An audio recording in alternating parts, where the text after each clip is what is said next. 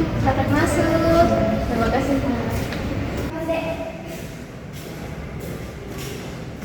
Silakan duduk. Ya, terima kasih Kak.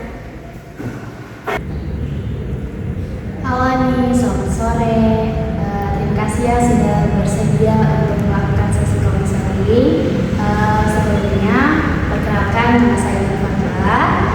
Sebelum kita mulai, gimana kabarnya hari ini? Halo Kak, hari ini lumayan capek sih Kak. Oh, capek ya? Mungkin sepertinya akhir-akhir ini kamu melakukan banyak hal ya? Iya Kak, banyak banget. Oke, sebelum kita melakukan sesi konseling ini, saya ingin menjelaskan sedikit mengenai tujuan konseling kita.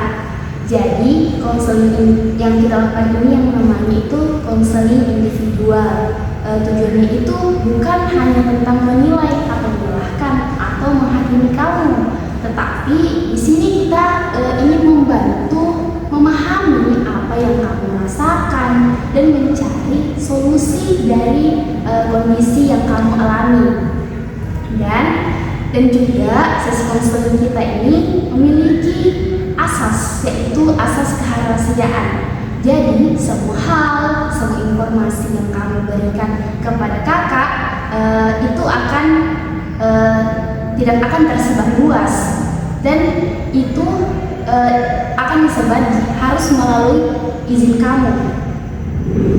Jadi dan jika di tengah sesi nanti misal ada pertanyaan yang membuat kamu merasa kurang nyaman, kamu memiliki hak untuk tidak menyampaikan, dan kamu sampaikan kepada saya karena kamu tidak bisa menyampaikan hal tersebut. Dan mungkin itu saja tuntutan saya, mungkin cukup jelas. Sudah jelas Kak. Oke, baik. Terima kasih ya sudah bersedia. Dan di sini sekarang saya ingin mendengarkan cerita kamu. Hal apa sih akhir-akhir ini paling membuat kamu merasa terbebani sebagai mahasiswa baru? Akhir-akhir ini saya merasa kewalahan sih Kak dengan tugas-tugas kuliah. Kamu merasa tugas kuliah itu datang terus-menerus yang membuat kamu kewalahan? Iya Kak. Mungkin kamu bisa ceritakan apa keseharian kamu mulai sejak kuliah? Tiap hari tuh ada banyak tugas, jadwal padat, sampai-sampai saya bingung mau mulai dari mana Kak. Biasanya yang muncul pikiran kamu ketika banyak tugas dan melihat deadline yang mepet bagaimana? Saya langsung mikir sih Kak, oh ini saya nggak bisa Kak. Jadi kamu melihat tugas tersebut itu langsung muncul di pikiranmu bahwa kamu tidak mampu menyelesaikannya? Iya Kak. Jadi ketika pikiran itu muncul, perasaan apa yang kamu rasakan? Saya langsung cemas, takut gagal, sedih juga Kak. Ketika kamu merasa cemas, takut gagal, dan sedih karena merasa tidak sesuai atau harapan dirimu sendiri begitu? Iya Kak. Dan apa yang biasanya sih kamu lakukan ketika perasaan itu muncul? Biasa saya tunda-tunda Kak dengan main HP atau tidur. Menunda untuk itu sebagai cara kamu untuk merasakan perasaan yang tidak nyaman. Iya Kak, betul. Jadi setelah kamu menunda, apa dampak yang kamu rasakan bagi dirimu sendiri? Ketika deadline masih makin dekat, itu saya jadi makin panik Kak.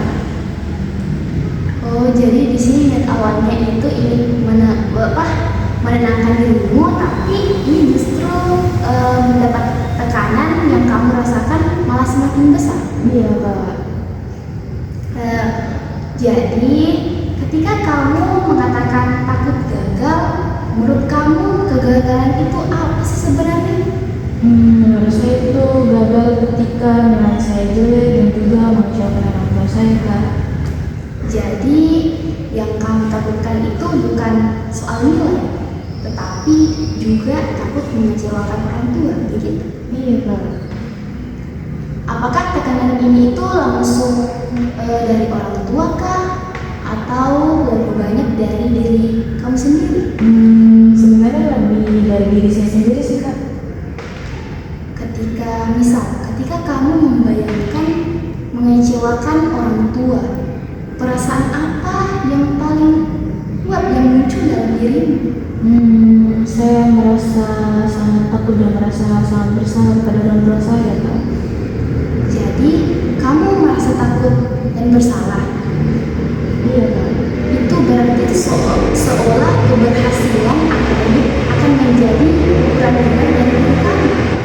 Iya Kak. Berarti itu bisa dikatakan perasaan yang sangat kuat untuk yang kamu pikul sendiri ya? Iya Kak. Perasaan ini tuh sering dialami mahasiswa baru.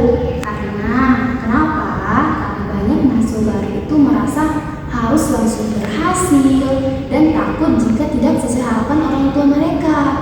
Oh, berarti saya tidak sendirian ya Kak? Tidak, kamu itu tidak sendiri. Dan kamu itu bukan tanda. Kalau kamu merasa begitu bukan tanda berarti kamu lemah. Jadi setiap kali kamu merasakan rasa itu muncul, kamu menunda. Setelah menunda, rasa takut dan bersalah itu justru malah makin membesar. Kenapa? Karena menurut kamu, apakah menunda akan membantu kamu keluar dari masalah? Saya justru makin berat Kak.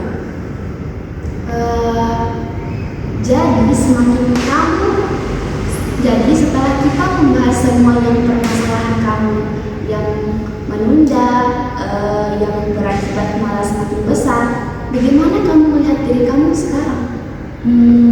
Saya sadar bahwa ini bukan karena saya bodoh, tetapi karena saya terlalu menekan diri saya sendiri. Itu paham sih, yang itu berarti sangat penting. Kamu bukan kurang kemampuan, tapi kamu itu sedang belajar memahami tekanan tersebut. Karena dalam hidup itu kamu sebelumnya pernah apakah sebelumnya kamu pernah menghadapi situasi yang berhasil kamu lewati? Waktu SMA pernah sih Kak, dan akhirnya bisa.